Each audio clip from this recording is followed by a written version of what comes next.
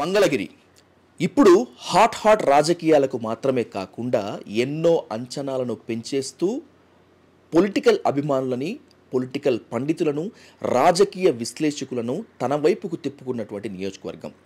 మంగళగిరిలో స్థానిక MLA RK రాజీనామాతో ఏదో జరుగుతోంది అనేటువంటి ప్రశ్న అందరినీ వేధిస్తున్నటువంటి నేపథ్యంలో సడన్గా తెర మీదకి వచ్చినటువంటి పేరు గంజి చిరంజీవి గారు. గంజి చిరంజీవి గారి బలం ఏంటి, బలహీనత ఏంటి అనేటువంటిది ఇప్పుడు అందరూ వెంటాడుతున్న వేధిస్తున్నటువంటి ప్రశ్న. అసలు గంజి చిరంజీవి గారి బలం ఏంటి, బలహీనత ఏంటి, ఆయన రాబోయేటువంటి ఎన్నికల్లో ఏ విధంగా ముందుకు వెళతారు అనేటువంటి దానిపై ఇన్ డీటెయిల్డ్గా చర్చించేందుకు గంజి చిరంజీవి గారి సతీమణి గంజి రాధ గారు మనతో ఉన్నారు. ఆమెతో సూపర్ ఎక్స్క్లూజివ్గా మాట్లాడతాం. రాధ గారు నమస్తే, welcome to white dream ma'am. Chiranjeevi గారు, మీ భర్త ఇప్పుడు చాలా హాట్ టాపిక్ మ్యామ్. ఆర్కే గారు రాజీనామాతో చిరంజీవి గారు దూసుకు వెళ్ళటంతో మంగళగిరి మొత్తం అంతా కూడా మీ కుటుంబం చుట్టూనే, మీ చుట్టూనే తిరుగుతోంది. నాకు తెలిసి ఆయన బలం, బలహీనత మీరే కాకుండా ఇంకా ఏమైనా చిరంజీవి గారి బలం, బలహీనతలు ఉన్నాయా? ముందుగా అందరికీ నమస్కారం అండి. గంజి చిరంజీవి గారి బలము, బలహీనత అనేది నేను కాదండి. ఆయనకంత బలం ప్రజలు. ఆ ప్రజల్లోనే ఆయన సామాజిక వర్గానికి సంబంధించినటువంటి పద్మశాలి బీసీలు ప్లస్ ఎస్సీ, ఎస్టీ, మైనార్టీలు ఉన్నారు. ఇంకొక బలం ఏంటంటే నా సామాజిక వర్గానికి చెందినటువంటి కాపు సామాజిక వర్గ సభ్యులు, వాళ్ళందరూ కూడా మా కుటుంబ సభ్యులేనండి. కాపు సామాజిక వర్గం కానీ, వీళ్ళు కానీ, బీసీ, ఎస్సీ, ఎస్టీ, మైనార్టీలు కానీ అందరూ కూడా. ఎందుకంటే దీనికి ఒక చిన్న ఉదాహరణ, 2014 మాకు టికెట్ ఇచ్చినప్పుడు కేవలం మాకున్నది ఒక 12 రోజుల టైం అనమాట.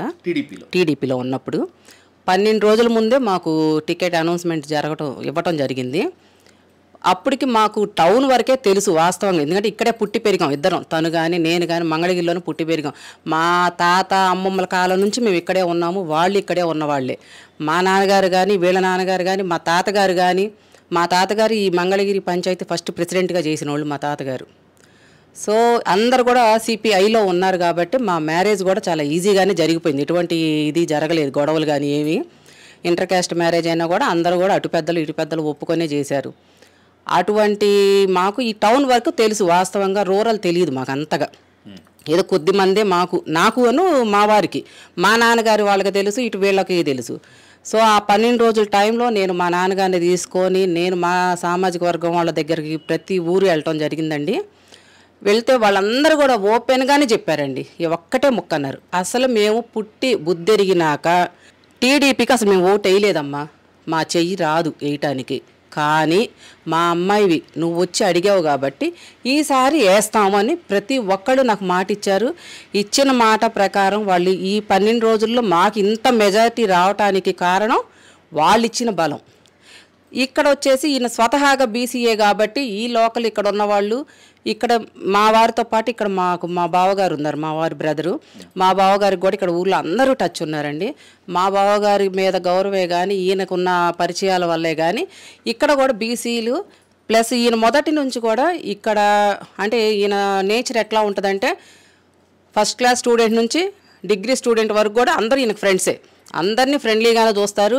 వయసుతో పని లేదనమాట. చిన్న వయసు వాళ్ళు ఈయనకు ఫ్రెండే, పెద్ద వయసు వాళ్ళు ఫ్రెండ్సే ఈయనకి. అందరితో అంత కలుపుగోలుతనంగా ఉంటారు. సో ఎప్పుడైతే ఈ ఫస్ట్ టీడీపీలోకి వచ్చిన, రాజకీయాల్లోకి వచ్చిన దగ్గర నుంచి కూడా ఎస్సీలను కానీ, బీసీలను కానీ, మైనార్టీ వాళ్ళని కానీ, ఎస్టీలను కానీ అందరినీ హక్కును చేర్చుకుంటే ఇప్పుడు వాళ్ళందరికీ కూడా ఈయనంటే చాలా ప్రాణం పెట్టేవాళ్ళు ఉన్నారు ఇక్కడ, ఎస్సీలు, ఎస్టీలు, మైనార్టీలు. ఎందుకంటే 2019 మాకు టికెట్ రాకపోతే మాకన్నా ఎక్కువ బాధపడిన వాళ్ళండి వాళ్ళంతా. మీకు ఇవ్వకపోవటం ఏంటి, మీకు ఇవ్వకపోతే మేము చెయ్యము, పార్టీలోంచి వచ్చేస్తాం బయటకు అని కూడా అన్నోళ్ళు ఉన్నారు.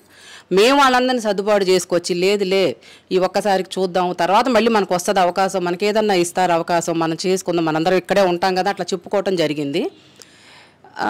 సరే తర్వాత ఉన్న పరిణామాల వల్ల మేము బయటికి రావడం జరిగింది. వాళ్ళు మమ్మల్ని చేసినటువంటి అవమానాలు మేము తట్టుకోలేకపోయాం. 1 year నుంచి ఆయన చాలా బాధపడ్డారు, చాలా మదన పడ్డారు. ఇక్కడ ఒక ఇంపార్టెంట్ ప్రశ్న మీ ముందు ఉంచుతాను రాధ గారు, దీన్ని మీరు కుండ బద్దలు కొట్టినట్టు సమాధానం చెప్తారనే నమ్మకం నాకుంది కాబట్టి అడుగుతున్నాను.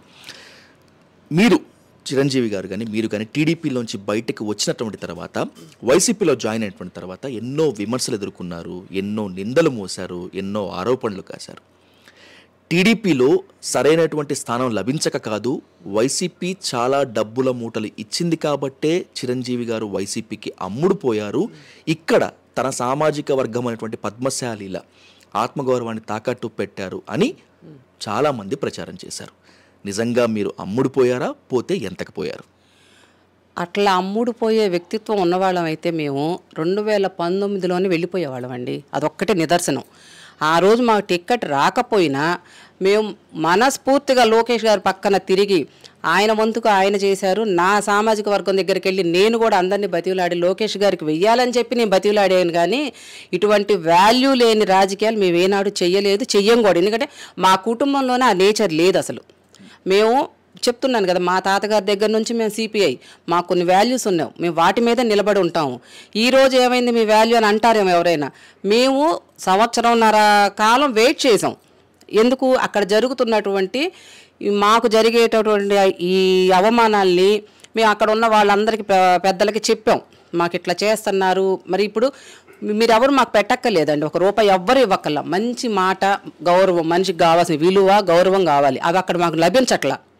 అందుకు వచ్చేసామే కానీ డబ్బు కోసం వచ్చిన వాళ్ళం అయితే 2019 టికెట్ అనౌన్స్ చేయగానే బయటకు వచ్చేసేవాళ్ళం. అదొక్కటే నిదర్శనం. ఈ మాట మాట్లాడే వాళ్ళందరూ కూడా అది ఆలోచించుకోవాలి. ఇదే ప్రశ్న నన్ను వేధించింది, ఇదే ప్రశ్న చాలామందిని కూడా వెంటాడింది. ఇప్పుడు 2019లో మీకు టికెట్ ఇవ్వకపోయినప్పటికీ కూడా తన సామాజిక వర్గం కోసం చిరంజీవి గారు, లోకేష్ గారి గెలుపు కోసం ఆయన, మీ సామాజిక వర్గం కాపు సామాజిక వర్గం కోసం మీరు ప్రాణం పెట్టి పనిచేశారు. సార్, రాజకీయాల్లో జయాపజయాలు కామన్ కాబట్టి అది గెలవలేకపోయారు. మిమ్మల్ని వేధిస్తున్నా, అవమానిస్తున్నా, మీకు ఇవ్వాల్సినంతగా ప్రాధాన్యత ఇవ్వకపోయినప్పటికీ కూడా అన్ని అవమానాలు ఓర్చుకొని టీడీపీలో ఉండటం ఎందుకు ఉండాల్సి వచ్చింది? అదే చెప్తున్నాను కదండి, మేము డబ్బు కోసం అనేసి కానీ ఇంకా దేనికోసం అని చెప్పేసి మేము మాట తప్పేవాళ్ళం కాదు. మాట మీద నిలబెడతాం, వాల్యూ ఉన్నవాళ్ళం.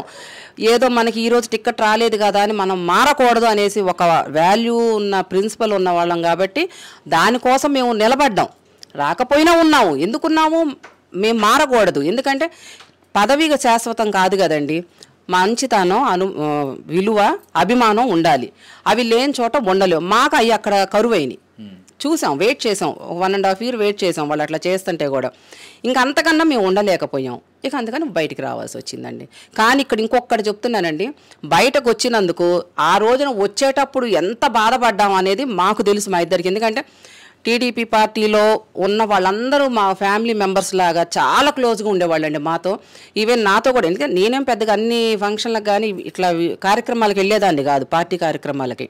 అయినా కూడా అందరూ కూడా చాలా బాగా చూసుకునేవాళ్ళు. అటువంటి వాళ్ళని వదిలేసి రావాల్సి వస్తుంది అనేసి మేము చాలా బాధపడ్డాం, చాలా మదనపడ్డాం. కానీ మేము ఎప్పుడైతే జగన్మోహన్ రెడ్డి గారి దగ్గరికి వెళ్ళామో ఆయన మాకు చేసిన సామాజిక న్యాయం చూస్తుంటేనండి అసలు మాకే ఆశ్చర్యంగా ఉందన్నమాట. మేమేంటి, మాకు ఈ స్థాయి ఏంటి ఇంత తొందరగా? నీకు సంవత్సరాల తరబడి అక్కడ ఉన్న పార్టీలో తిరిగే వాళ్ళకు కూడా రాని అవకాశాలు ఆయన మాకు కల్పించారు. అంటే మాకు ఇప్పుడు ఆయన జగన్ గారు ఒక దేవుడితో సమానం. ఇద్దరు రాజకీయ యోధుల్ని చూశారు రాధా గారు మీరు. ఒకటి విజన్ ఉన్నటువంటి నేతగా చెప్పుకునేటువంటి చంద్రబాబు నాయుడు గారిని, ఇంకొకటి నిరుపేద బడుగు బలహీన వర్గాల గుండెల్లో గూడు కట్టుకున్నటువంటి జగన్మోహన్ రెడ్డి గారు. ఈ ఇద్దరిని చూసిన వ్యక్తిగా మీరు ఎవరి వైపు నిలబడతారు ఇప్పుడు? అసలు విజన్ అనేదండి నా దృష్టిలో బిర్యానీ లాంటిది. ఇది నిరుపేదల తరపున నిలబడటం అంటే వైట్ రైస్ లాంటిది. ఏ మనిషికైనా వైట్ రైస్ రోజు తిని ఉంటాం కానీ బిర్యానీ అనేది రోజు పెడితే ఎవరు అరాయించుకోలేరు. అది పనికిరాదు కూడా. ఎప్పుడో ఒక్కసారి అది పనికొచ్చింది, ఎప్పుడో ఒకసారి దాని మీద కోరిక పుట్టినప్పుడు తింటామే కానీ రోజు తిని బిర్యానీతో బతకలేం మనం. సో మనిషికి కావాల్సింది వైట్ రైస్. అది అందిస్తుంది ఎవరు? మన జగన్ అన్న. కాబట్టి జగన్ అన్ననే నేనైతే విజన్ ముఖ్యం కాదు. ముందు మనకి ఏ రోజుకి ఆ రోజు ముందు మనం బతకాలి కదా, ఆ రోజు ఫుడ్గా ఉండాలిగా, మనకి పొట్టలోకి ఉండాలంటే వైట్ రైస్ ఉండాలి. విజన్ను చూపించుకొని బిర్యానీ పెడతాలి అంటే ఎప్పుడో పెట్టే బిర్యానీ కోసం ఇప్పుడు నుంచి ఎట్లా పొట్ట మార్చుకొని బతకలేరు కదా. సో జగన్ అన్ననే నేనైతే అదే చెప్తున్నానండి. జగన్ అన్నకి చంద్రబాబు గారికి ఉన్న తేడా చెప్పాలంటే నేలకి ఆకాశానికి ఉన్నంత వ్యత్యాసం ఉందండి వాళ్ళిద్దరి మధ్యన. వాళ్ళిద్దరు కలవరు ఇప్పటికి, ఎందుకంటే అటువంటి దారులు. నేల ఇట్లా ఉంటుంది, ఆకాశం. ఆయన అంతా ఉన్నతంగా ఉన్నారు జగనన్న గారు. ఎవరు నేల, ఎవరు ఆకాశం? చంద్రబాబు గారు నేల, జగనన్న గారు ఆకాశం. ఆయన అంత ఉన్నతమైన ఆకాశం అంత ఎత్తులో ఉన్నారు ఉన్నతంగా ఆయన.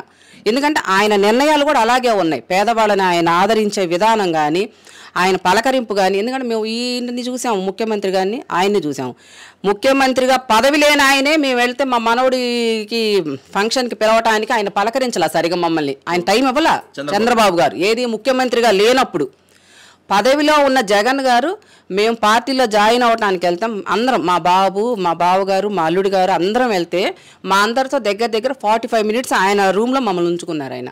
ప్లస్ వెళ్ళిన రోజే అమ్మ రాదమ్మా బాగున్నావా అని అడిగారు. నేను షాక్ అయ్యాను అనమాట, నా పేరు ఎలా తెలిసింది అన్నట్టు. అంటే ఫస్ట్ టైం కదండి, 10 ఇయర్స్ ఇందులో ఉన్నాం మేము. ఏనాడు కూడా ఎవరు అసలు ఆ పేరు కానీ అసలు మేము ఉన్నట్టు కూడా వాళ్ళకి తెలియదు అనమాట.